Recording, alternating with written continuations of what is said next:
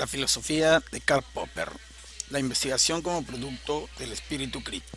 Karl Popper es quizá el epistemólogo más renombrado de la primera mitad del siglo XX. Sus estudios básicos se desarrollaron mientras Europa sufría la Primera Guerra Mundial, lo que le hizo padecer de los efectos de la guerra en carne propia. La escasez y la pobreza caracterizaron la juventud de Popper, transcurría principalmente en su ciudad natal, Viena. Descubrir el objetivo de la filosofía de Popper es uno de los objetivos de este primer video.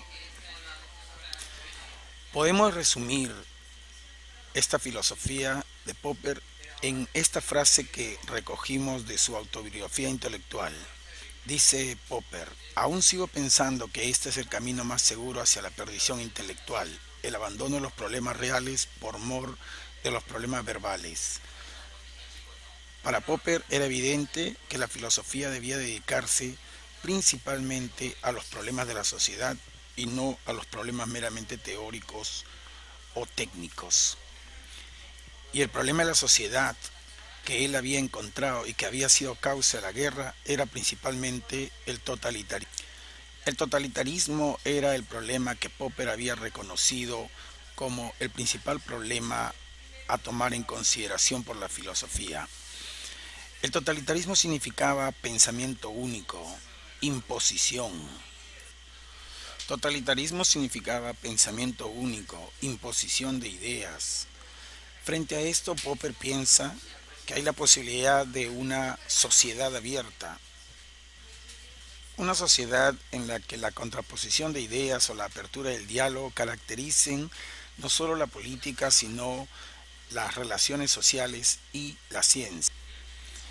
En la ciencia, el- la sociedad abierta, la apertura al diálogo, el espíritu crítico se llamaba falsacionismo.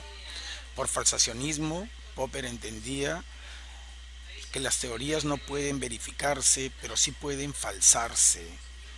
Esto significaba para Popper que se transformaba el estatus de la verdad en la ciencia. Nosotros nunca podríamos llegar a verificar una teoría definitivamente, por más veces que veamos un cisne blanco. Sin embargo, nunca podríamos afirmar definitivamente que todos los cisnes son blancos. Pero lo que nosotros sí podemos decir es que una teoría puede ser falsada cuando solo veamos un cisne negro.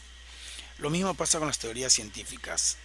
Las teorías científicas no pueden ser verificadas definitivamente, pero sí pueden ser falsadas. Y aunque no podríamos hablar de falsación definitiva, sí podemos hablar de falsación en el sentido de una mejora constante de las teorías. En la lógica, el problema de la verificación y de la falsación puede verse a través de dos de las reglas más conocidas de la lógica aristotélica, el modus ponens y el modus tollens. La mirada típica de la ciencia habría sido basada en el modus ponens, en el que una teoría científica es confirmada por una instancia, mientras que el modus tollens, que es la teoría, la ley en la que Popper basa su explicación de la ciencia, diría que una teoría científica es falsada a través de una instancia. Lo que Popper nos habría enseñado es que es un mito pensar que la ciencia va respondiendo a una verificación constante de sus teorías. Más bien, la ciencia va respondiendo a una negación constante de sus teorías, lo que significaría también que la realidad se va construyendo a partir de negaciones. La realidad es el resultado de muchas negaciones que han sido sumadas unas a otras. Esto puede entenderse además de manera práctica porque nosotros podemos observar en nuestra propia realidad cómo esta significa las cosas que no podemos hacer. El mensaje de Popper es que la realidad está construida a partir de negaciones. Esto significa que nosotros no podemos traspasar una pared o no podemos comer una carpeta. La realidad no está hecha a partir de afirmaciones definitivas, sino de negaciones que nos van dejando la afirmación.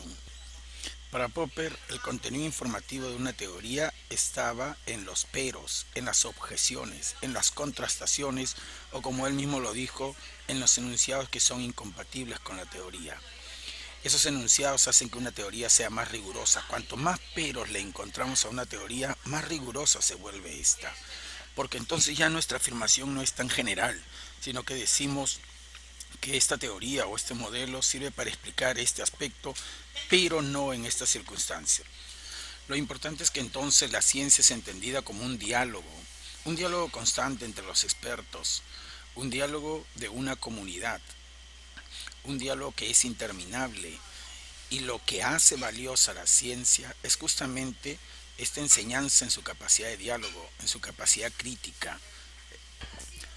Falsación entonces significa espíritu crítico, significa una mejora constante de las teorías y de la ciencia, significa también comunicación. Ciencia es solo aquello que podemos comunicar y que puede ser discutida entre pares. Por eso también para Popper y para los filósofos de la ciencia contemporánea es tan importante la participación en las revistas científicas. Solo aquello que puede ser dialogable, discutible, es ciencia. Aquello que supone alguna intuición o alguna facultad muy particular, aquello que no está comunicable, eso no es ciencia, decía Popper. Con lo cual para él la falsación también suponía la solución al problema de la demarcación. Si entendemos así la ciencia, el trabajo de la ciencia es una línea infinita de funcionamiento. La ciencia comienza con un problema, nos lleva esto a una teoría tentativa. Esta teoría tentativa nos va a llevar a una eliminación constante de errores, pero la respuesta no es nunca una respuesta definitiva, sino otro problema.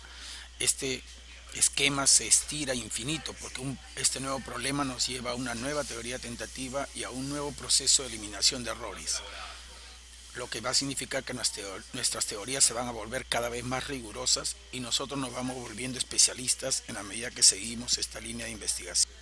Esta idea de centrar la ciencia o la investigación en la ciencia, en la discusión y el diálogo llevó a Popper a definir la verosimilitud como el objetivo de la ciencia y no la verdad como siempre se ha creído.